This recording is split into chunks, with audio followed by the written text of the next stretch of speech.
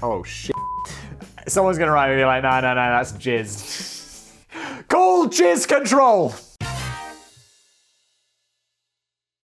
Hello everybody, welcome back to a brand new episode of Brain Blaze. This episode is brought to you by the legends over at Morning Brew. Now I have to say, a little disclaimer, all of these talking points, they're always like Simon. Morning Brew is a newsletter that arrives in the morning. Tell people how, instead of like browsing Twitter aimlessly or Reddit in the morning, you actually read Morning Brew when it comes into your inbox. And I'm always like, because I live in Europe, Morning Brew actually arrives at about 1 o'clock in the afternoon. So it's like, nah, none of these really apply. But what I do is I read it with my lunch. Typically it pops in at around that time. So I think it's like 12:30-ish.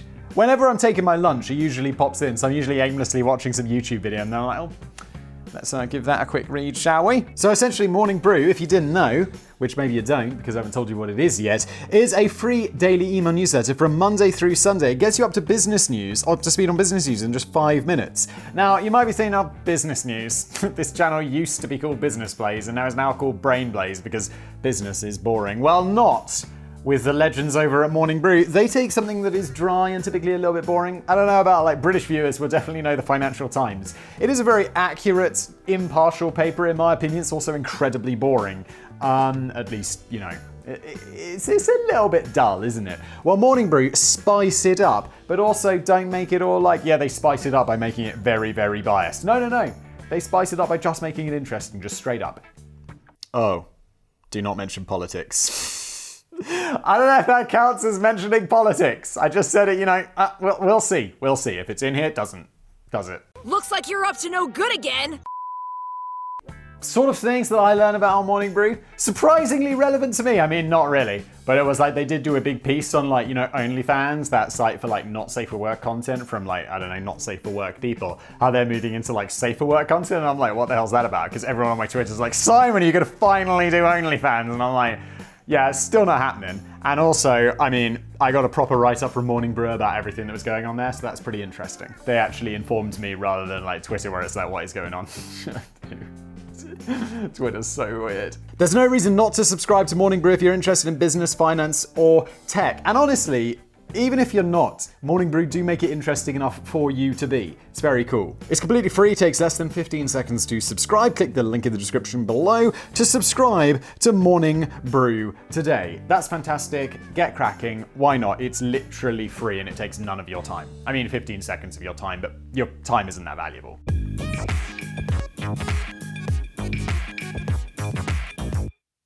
And now moving on to something that has absolutely nothing to do with business, the craziest stories from Greyhound buses. Well, now that this channel is called Brain Blaze, we could do exactly whatever the we want. I mean, not that we weren't always doing that, but what happens here is Danny writes me a script, I'm going to read it, make it a little bit more and then Sam is going to sprinkle in some of the finest vintage memes that you've ever seen. Yeah, that's what happens here. I think we did this one. I can't remember if I mentioned it in a previous video or I mentioned it to Danny or how this came about, but I was saying like, I have ridden the Greyhound buses in the USA. I did it, I went from the East Coast to the West Coast on a Greyhound bus over many, many days, just because I thought it'd be, you know, what I wanted to do as I was 21. And me and my mate, we were like, we could finally drink in America. Let us go to America and explore. We shall rent a car and we shall drive from coast to coast. And then we discovered how expensive it was to rent a car to drive from coast to coast when you're 21 in the US. It was like hundreds of dollars a day. And we're like, well, we definitely can't afford that. What else can we do? Well, the Greyhound buses, they sound brilliant. Let's ride those. Oh my God, it was an experience. I have stories. I'm sure I've mentioned some of them here before. They involved prisoners. There were people just throwing shit at each other at the bus aggressively. There's like women who are like, can I sit there? Nah, my bag's sitting there. It's like, oh my God, okay, I'm so sorry. I'll just wait for the next bus, which is tomorrow. Thanks. Greyhound, you absolute piece of shit, allegedly in my opinion. Never getting on one of those motherfuckers again. Holy shit, it's been like 10 minutes and we haven't even gotten to the first line. My bad. Cocaine. No. Flour. I never really understood why bus drivers in the UK are so universally foul-tempered. Maybe it's because they know they don't really have to try very hard to impress you with polite customer service. It's not like you can threaten to take your custom elsewhere. I don't know. Yeah, you can. It's like, gonna get a car, aren't I? Gonna take the train. And they'll be like, yeah, you sure, mate? That sounds really expensive. You're like, nah, here's the £1.50. I used to ride the bus all the time when I lived in London because you could take the metro. Oh my God, I'm so I've become so European. I just called the London Underground the metro. You could take the London Underground, but it was like £2.50. And I was like, it's a bit rich for my blood. So I'd always take the bus, which was £1. Oh my God, having money is so much better than not having money. Cancel Simon. Well, maybe you've got a point. They've got you over a barrel. If you don't get on that bus and surrender yourself to the authority and behavioral whims of the driver, you're not going to get where you need to be on time. I don't tend to catch buses these days, largely because calling public transport is limited to just one bus a year on Pancake Day, which takes you all the way to Granny Wobbly's fudge pantry after getting stuck behind a tractor for about 40 miles. I believe this is how everyone in the UK, maybe the world, imagines that part of the country. You're all like, yeah, it's all like, it's like fairy tales and stuff. It's kind of weird. Also, Danny, then how do you get around? Because we know you can't drive. Like, we've talked about this before. Danny can't pass his driver's test. I'm so sorry. Don't discriminate. I actually once got in trouble because someone was like, Simon, you shouldn't discriminate against people who can't drive. They're disabled. And I was like, whoa. Steady on. Yes, some of them might be disabled. If you can't drive because you don't have legs or an arm or you're blind or whatever, obviously I'm not going to make fun of you. But if you just can't pass your driving test because you're not very good at driving, that is f***ing fair game. And anyone who says differently, I mean, look, honestly, in 20 years, 10 years, this video is definitely going to get me cancelled because there's only one way that we seem to be going. But for now, I'm going to ride that wave of being able to say whatever the f*** I want. Hashtag cancel Simon, I'm Daddy, chill. But in the olden days when I lived up north, I was a frequent passenger on the Loser Cruiser and relied on the services provided by First Group to get me to work every day. What was the bus called where I lived? I think it was called Arriva. Or Arriva? Arriva? I don't know how it's said because it's just printed on the side of all the buses. I believe it's Arriva. Because then you arrive somewhere, right?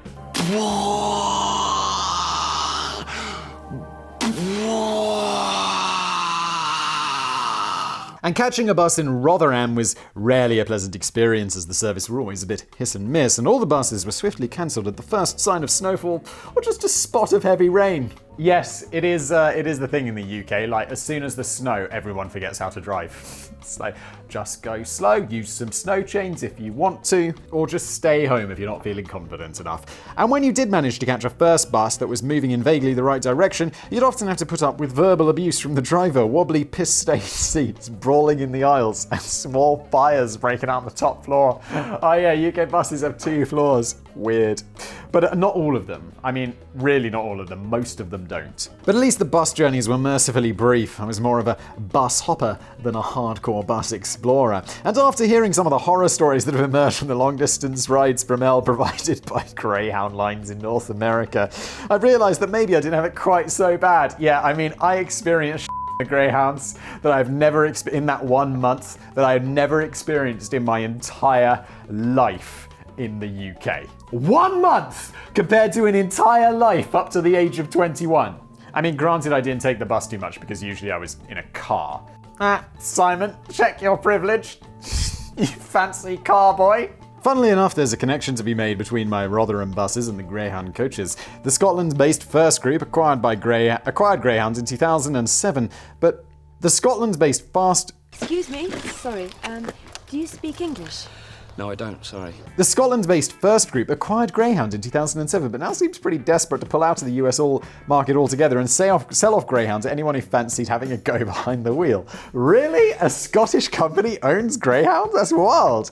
The future is looking a little uncertain, and Greyhound has already axed all Canadian services after over 100 years of duty. Good. The roots of the company date back. People are in Simon. People need the Greyhound to get around.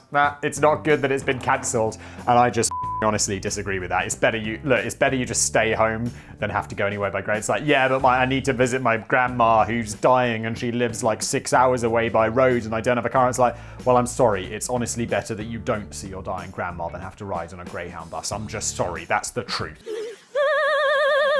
The roots of the company date as far back as 1914 when the Swedish immigrant Eric Wickman lost his job as a drill operator in a mine in Alice, Minnesota. American car names. American place names, and decided to become a car salesman instead. But it turns out that he was rubbish at that too, and he landed his biggest deal when he shrewdly managed to sell a bus to himself.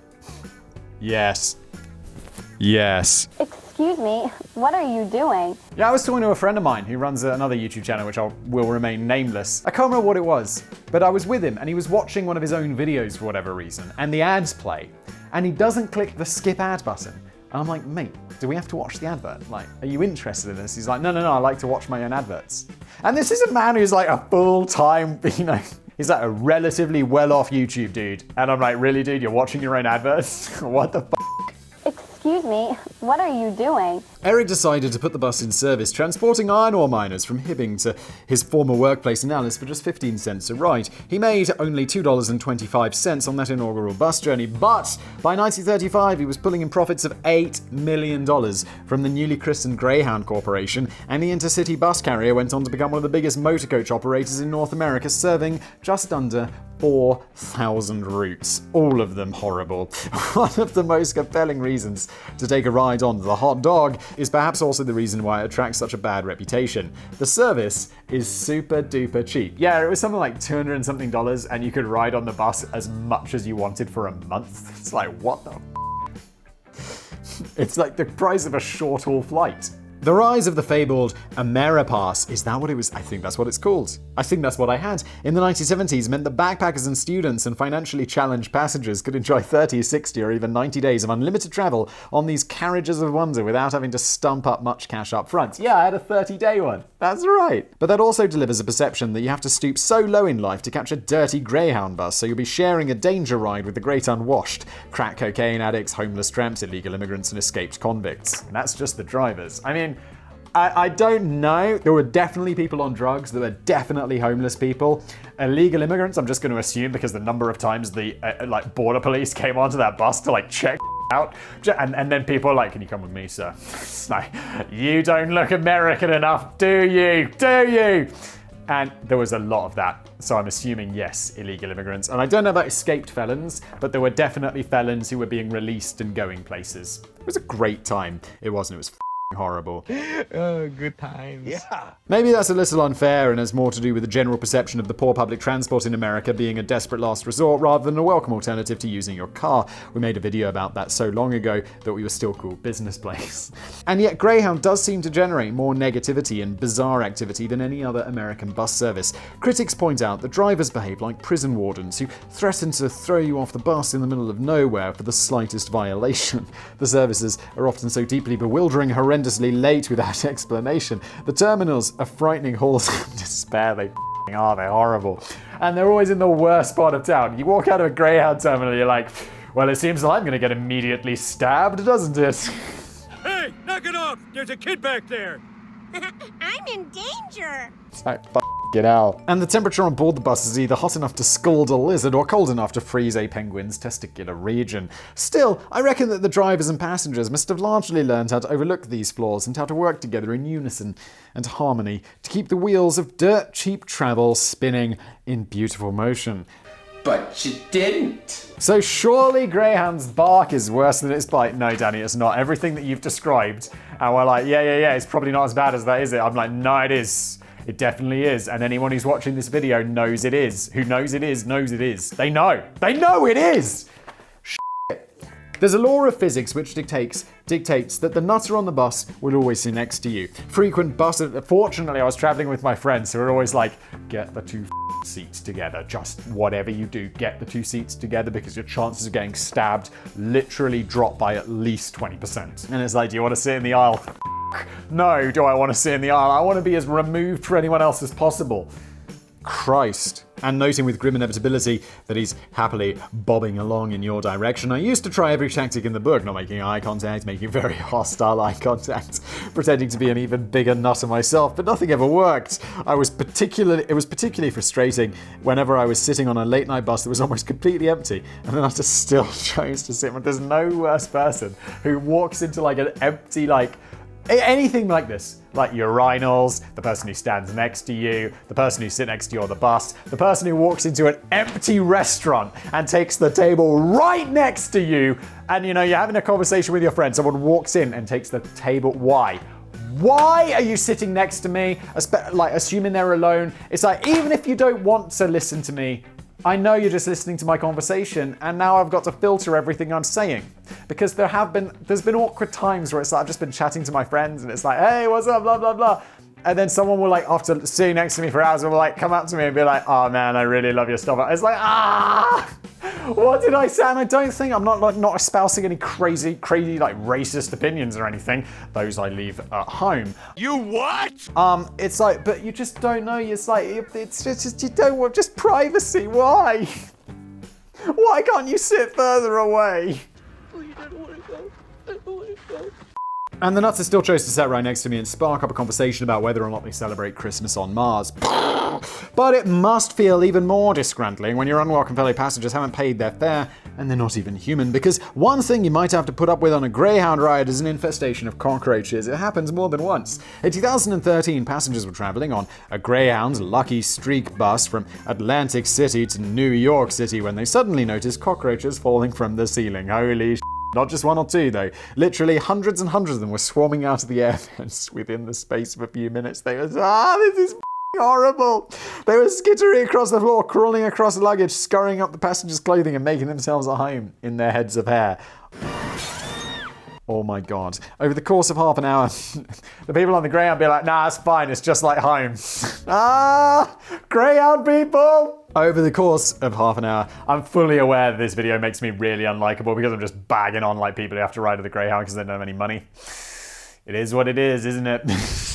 Over the course of half an hour, the scene must have looked like something from a horror movie on a particularly sorry budget, as commuters could only scream like it was the end of the world until the driver finally found a suitable place to pull up and evacuate the vehicle. Greyhound later reported that 48 passengers had been refunded and moved onto a different bus, but I expect some of the sneakier cockroaches came along for that replacement ride too. There were reports of similar six-leg nightmare in 2016 during a journey from Columbus to Detroit, when the simple act of activating the heating system appeared to draw hundreds more cockroaches from their secret. How hard is it to fumigate a bus? Just come on. It's the personal space of horrified riders. It's not entirely clear why so many cockroaches are lurking in the secret passages of Greyhound buses, because it's where the devil lives. But a spokesman suggested in 2016 that a bus that may not have been inspected properly for a long time. Shocking. Still, the lucky passengers on both trips were treated to Goodwill vouchers, offering a completely free ride on future Greyhound entomological adventures. Yeah, that. So, it's like getting food poisoning in a restaurant and offering you a free meal. It's like, yo, no. No need to bring a packed lunch either, as plenty of nibbles and bites are thrown into the deal. Oh, How dare you? breaking point. There's a long list of sentences that you ideally don't want to hear uttered on a long-distance bus ride. I think my waters have broken. Does anybody fancy a sing-along to help pass the time? I probably shouldn't have had that vindaloo for breakfast. And there's one or two things that you don't want to hear from the driver when you're about halfway through the journey. For example, guess what? I'm going home. Oh, fuck you, driver. It's no point. Yeah, we're supposed to go to Chicago, but we're actually not. We're going to my house. I'll drop you off at the end of the street. That's exactly what happened during a 2011 journey from St. Louis, Missouri to Memphis, Tennessee, when a 45-year-old female driver who had worked for Greyhound for 7 years finally lost her cool. It sounds as if she'd been having a tough day. She just booted a 65-year-old passenger off the bus and left him to fend for himself in the middle of the night on the grounds that this behavior was becoming unruly. How is that legal? I mean, I get it if you're like in the UK, it's a small country, someone's going to drive past and like, or you can walk to the nearest town. In the US, it'd be like, you die. There are stretches of nothingness that boggle the mind. You'd normally expect a round of applause from customer when the driver finally gets around to ejecting the guy who's been behaving like a dickhead. But in this case, it seems like the decision was controversial and it provoked mutiny among some of the riders, who began making their feelings known as the driver attempted to continue the journey. The driver eventually decided that she had it with their After making the special customer service announcement, guess what? I'm going home. She parked up the bus, disembarked, and contacted her boss to request a lift home. Wait. If I was that woman, I'd just shut the fuck up. I'd drive the bus to my house, get out, and the passengers would be like, wait, is this Chicago? And you'd be like, no, this is my house. I'll quit. Good luck. And watch out for the cockroaches. Oh shit! A cockroach! We got a cockroach! Just to piss off the passengers even more, she locked them inside the bus as she waited for her own ride. That definitely sounds illegal and unsafe. This might arguably been a safety measure primarily for herself, but it didn't go down too well with the customers, who were now trapped inside a locked static bus in the twilight hours with no driver. F that, just pull the emergency exit, break the glass. You'd be like, F you locking me in the bus, it's dangerous and I want to get out. Be like 5 minutes before someone decides to pull the emergency exit. One of these prisoners of Greyhounds managed to get through to the police, who swiftly arrived on the scene and ordered the bus driver to stop pissing about. Get on the bus and get on the way to Memphis.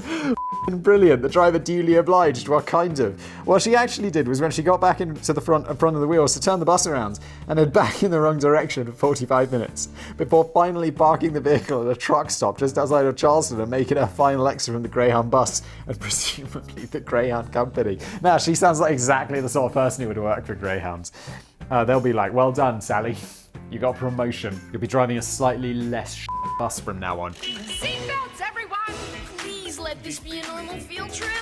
Although a replacement bus was sent out, the abandoned passengers had to sit tight in a smelly bus for over 8 hours before it arrived. A Greyhound spokesman later revealed, I think it's safe to say that protocol was not followed. Greyhound has protocols? Really? But we still don't know for sure if the unnamed driver lost her job or was even disciplined in any way. Considering how much customers like to grumble about the experience of travelling on the Greyhound bus, imagine how much worse it must feel if you're the driver and you have to spend every working day going through that exact same experience. Yeah, honestly, I'd have killed myself a long time ago. Must be horrible. Perhaps a little harsher punishment would have been to let the driver keep her damn job of cruising through an eternity of Greyhound limbo. Unusual cargo. There are some strangely specific rules on what you're not allowed to bring with you on a Greyhound journey. The genuine, current official restrictions include a total ban on guns, meat cleavers, alcohol, nunchucks, dynamite, and slightly weirdly, hoverboards. Yeah, but they're going to be like those hoverboards that can catch on fire because they were made in some Chinese factory for 50p, sold to you for $100, and they got like 19 batteries which are going to explode. It's speculated the rules aren't enforced in a particularly strict fashion, and the cargo of every Greyhound bus is likely to include at least a bit of cocaine, a 4-pack of Heineken, a packet of proper Kinder Surprise eggs, and a couple of zebra sex masks. OGBB! But here's one bit of cargo which makes a surprisingly frequent appearance on a typical Greyhound trip and is deemed perfectly acceptable. Bulges. Oh my. This is something which may have slipped under the radar of common knowledge were it not for an unfortunate incident in Nashville, Tennessee in 2011 when a Greyhound bus was clumsily negotiating a curved ramp on Interstate 45 and ended up shooting its load along the side of the road without anybody noticing. Oh god, that's disgusting. The load in question included 4 giant canisters of frozen bull semen which had already started melting. Oh, this is rough. Melting and leaking from the intense heat of the cargo hold before ejaculating onto the roadside. Danny, no. Local emergency services were rapidly alerted to the utterly foul odor wafting out of the mysterious steaming canisters, and a hazmat team were called into the scene over fears that the stinky substance might be toxic. Oh shit. Someone's gonna write me like, no, that's jizz. Call jizz control! What? But no, it was plain old bull juice, approximately $80,000 worth of the stuff. Who the is taking $80,000? If you're transporting $80,000 worth of bull jizz, why the aren't you on a plane? Come on! Why aren't you in your own car? Jesus Christ! Just sell, get a car for like $5,000, just sell $5,000, maybe exchange the car for some bull semen. And apparently it's not that uncommon for a Greyhound bus to be carrying the pancake batter of a bulb, as the canisters contain liquid nitrogen that can be transported. They can only be transported by ground, so the thrifty bull semen trader must have given himself a pat on the back for investing in an Ameripass. Invest in a f***ing car, mate! Daddy, chill. The incident didn't really ruffle any feathers with Greyhounds. A nonchalant transportation spokesman later confirmed, it ain't no different to us than if a mattress fell off a truck. Yeah, but mattresses don't ejaculate onto the pavement, do they? And it's probably, they don't require a hazmat team. I mean, unless a homeless person's been sleeping on it for months. In that case, it does. Really does. And it's probably not the most unusual thing ever to have been transported on a Greyhound bus. In 2020, Melvin Martin, it's a confusing name, Jr., took his wife on a journey from their home in Kentucky to visit his parents in Illinois. There was just one small oddity. He only actually needed one ticket. And that's because he'd previously murdered, oh my god, and dismembered his wife a month earlier. There's some casual criminal. That's a podcast I do, make sure you're subscribed. And had shoved some of her body parts in his luggage to accompany him on the fun family outing. Holy Surprisingly, nobody picked up on the smell of a rotting body part during the bus journey, which perhaps says a lot about the general expectation of the aroma of a Greyhound bus. Smells like shit. It is shit, Austin. Melvin and bits of his wife got all the way to his parents' house, and it wasn't until a week later that his parents grew suspicious of Melvin's fiercely protective behavior over his luggage and his refusal to unpack any of it. After his parents dared to take a sneaky peek inside the mysterious luggage and found that Melvin's wife had joined Danny, no! Joined them for the visit after all. He was arrested and now faces murder charges. Holy shit. He admitted to dumping his wife's torso in a park in Louisville, but I know it's Louisville, calm down. Is it Louisville? Because it's St. Louis, which I always want to pronounce St. Louis. But then it is Louisville rather than Louisville. What the fuck, America? And every time I say this, people are like, Simon, have you been to the UK? Have you seen the UK place names? And I'm like, yeah, I know they're I'm not saying they're not. I rip it out of them equally. It's the English language. It needs to get shit together. No, I don't think I will. But he decided to pack a lower half skull and several organs into his luggage, as he felt he still wanted to be, at least with part of her. Mate, what is wrong with you, you psycho? I'm still not sure if he was technically breaking any Greyhound rules and regulations, though. Dismember body parts, go on then, but you try to keep the stink under control. Hoverboards, don't push your luck, son. A sore head. We could probably go even darker than that. What if a dismembering actually happens on the bus journey in front of all the other passengers, along with a soupcon of cannibalism? Oh my god, I just did a full episode about this on the Casual Criminalist, that podcast I just mentioned. It is so insane. I probably should have told Danny about this, so people might hear this one again. It's only a page. We'll be fine. Stick with it, don't worry. And on Business Plays, I mean, Casual Criminalist is also pretty casual, like we have a bit of a chat about it, but on Business Plays, it's like, let's just be a bit more inappropriate, shall we?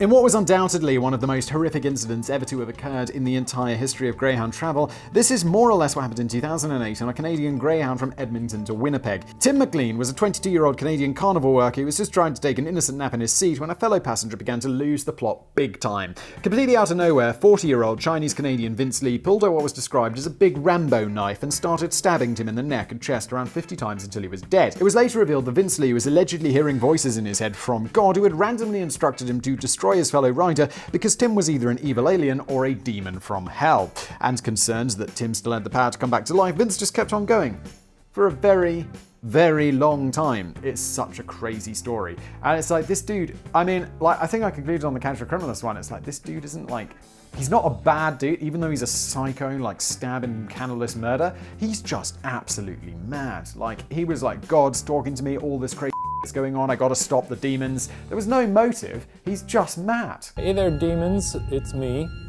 your boy. I'm standing near your hole. You what?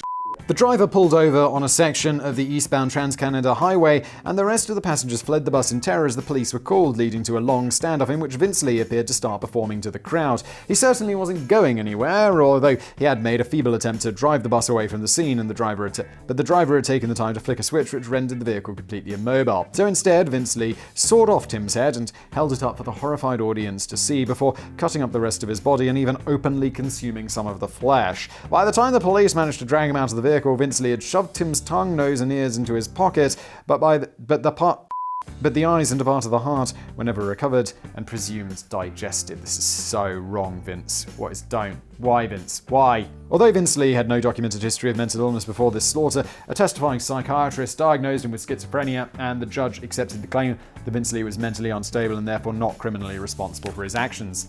He was remanded to the Selkirk Mental Health Center in 2009, but by 2015 he was already being given freedom to take unsupervised day trips on the bus. No, get him away from buses. I mean, we don't need to keep him away from buses because I'm assuming, like, over those 6 years, they've got his medication balance right, and he's probably like a regular dude who's like, okay, I got over my schizophrenia thanks to the magic of modern medicine, and it is wild that we can fix people who are this deluded, or at least do a good job of it, and it's amazing. But, I mean, I don't know, should we let him on the bus again? No. He was granted an absolute discharge in 2017 and now lives independently under the new name of Will Baker. A flurry of lawsuits was filed against Vince Lee, Greyhound, and the Canadian government, including a lawsuit from 2 passengers who were seeking $3 million as compensation for being exposed to a beheading, but most of those appear to have been quietly dropped. Yeah, this isn't Greyhound's fault. This isn't even... He's not criminally responsible for his actions because he's insane, or whatever the correct PC term is. Like, he is... Look, okay, just calm down. Greyhound's not responsible. Canadian government's not responsible. You were just exposed to something unfortunate, and yeah, in an ideal world, maybe you'd have a little money to make you more comfortable, or like pay for some mental health care or whatever. But like $3 million, you can off, and also just suck it up. Just suck it up. You have to. There's no one to give you money for this. Quite shockingly, the family of Tim McLean claimed that nobody at Greyhound has ever bothered to extend their condolences. What the Greyhound? It's not your fault, but just say, I'm really sorry about what happened. Oh shit, I'm sorry. Be like, legally cover yourself, be like, this is not our fault, but I'm sorry. Just say, I'm sorry about what happened to you. That's not, we're sorry, it's our fault. It's just, we're sorry this happened on our bus. That doesn't seem like it's exposing you to any legal responsibility, and it's a fucking decent thing to do, Greyhound, you piece of allegedly. The company's most notable reaction to the horrific incident was to pull a series of nationwide advertisements, which were currently running under the snappy banner of, there's a reason you've never heard of bus rage. Oh dear. Florida Man 0, Toilet 1. To end on a lighter note, here's a crazy story of comeuppance which shows that every now and again a Greyhound bus reaches the terminal with a happy ending. Of sorts. In 1988, the riders on a relatively brief Greyhound journey from Orlando to DeLand were finding to their dismay that the short trip was beginning to feel like a long-winded nightmare thanks to the behavior of a Florida man who was making life difficult. It was alleged that the unnamed passenger was clearly off his tits on something. Cocaine. No. Flour. But whatever his choice of poison, he was giving everyone the creeps, and by pacing up and down the aisle, mumbling to himself and shouting, "What the f*** are you looking at? Holy f***, this is classic Greyhound behavior. Towards the end of the journey, he marched grumpily towards the toilet while staring furiously at his fellow commuters just in case anyone was giving him the eyeball. He had been in there for a couple of minutes when the driver suddenly hit a massive pothole in the road. Savage.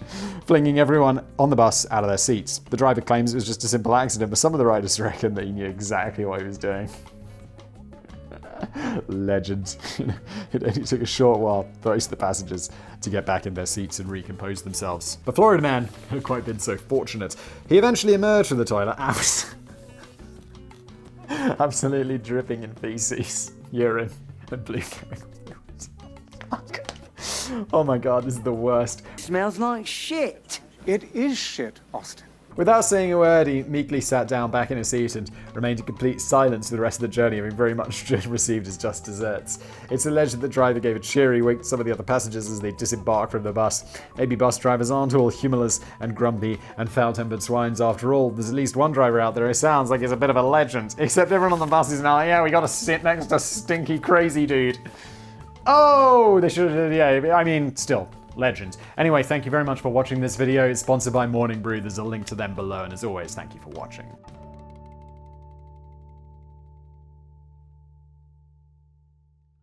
Because it's where the devil lives.